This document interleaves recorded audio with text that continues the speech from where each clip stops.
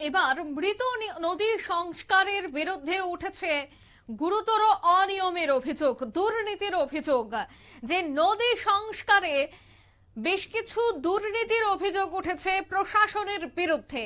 অন্যদিকে প্রশাসন এবার এই অভিযোগের পাল্টা অভিযোগ জানিয়ে বলছে যে বিরোধীরা চক্রান্ত করে এই ধরনের মিথ্যে অভিযোগ চাপিয়ে দেওয়ার চেষ্টা করছে।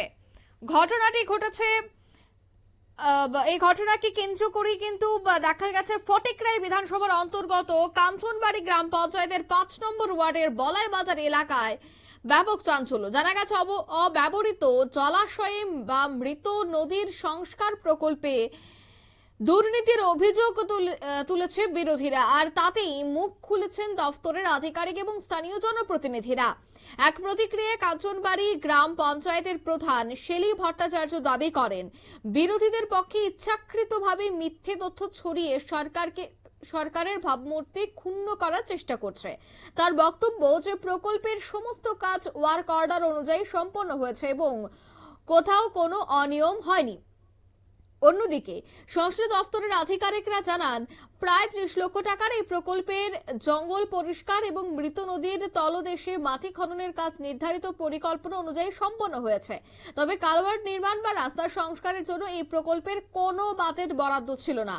ভবিষ্যতে পঞ্চায়েত বা অন্য কোনো দপ্তরের মাধ্যমে সেই কাজ হতে পারে বলে তিনি জানান। তবে স্থানীয়দের অভিযোগ হচ্ছে যে জলাশয়ের পাশ দিয়ে যাতায়াতের একমাত্র রাস্তার বেহাল দশার কারণে প্রতিদিন চরম দুর্ভোগ পোহাতে হচ্ছে। বর্তমানে একটি ঝুঁকিপূর্ণ সাঁকুর উপর দিয়ে যাতায়াত করতে হচ্ছে। এলাকার দাবি যে দ্রুত রাস্তা সংস্কার না করা হলে বড়সড় দুর্ঘটনা ঘটতে পারে। কি বলছেন সংশ্লিষ্টরা, শোনাবো। আমি বলবো, বিভিন্ন পত্র পত্রিকায় যারা মানে মিডিয়ার তরফ থেকে এখানে ছিল এবং যারা এই নিউজটা প্রচার করেছে, আমি বলবো সম্পূর্ণ ভুয়া। কারণ এই কাজটা যেদিন থেকেই শুরু হয়েছে সেই দিন থেকে প্রতিনিয়ত আমার সঙ্গে যোগাযোগ রেখেছে যে কন্ট্রাক্টর ছিল, যিনি ইঞ্জিনিয়ার ছিলেন, এবং আমাদের ডাইরেক্টর সাহেবও আমাদের সঙ্গে যোগাযোগ রেখেছেন।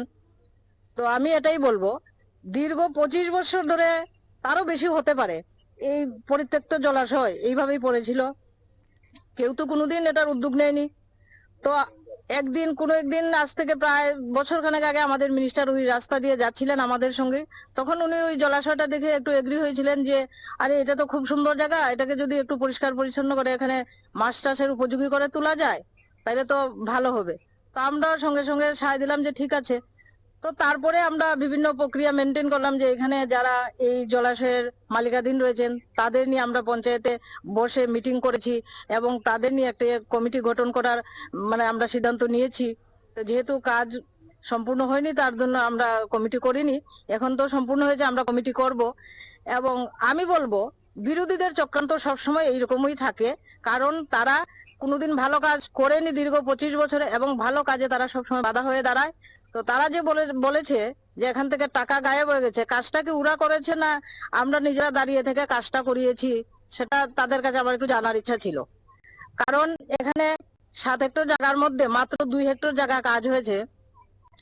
তো এইখানে যে কত জায়গায় আপনারা শুনলেন যে এই জায়গায় কাজ করা হয়েছে এবং সরকারি ওয়ার্ক অর্ডার অনুযায়ী কাজ করা হয়েছে। যতটুকু কাজ দেওয়ার কথা এতটুকুই কাজ করা হয়েছে। তবে এলাকাবাসীদের দাবি হচ্ছে যে এখানে রয়েছে অনিয়ম এবং রাস্তা সংস্কার হচ্ছে না, আর তাতেই তারা রীতিমতো দুর্ভোগের শিকার হচ্ছেন। অভিযোগের পাল্টা অভিযোগে সরগরম এই এলাকা। নিয়ে নিচ্ছি ছোট্ট একটি বিজ্ঞাপন বিরতি, সঙ্গে থাকুন।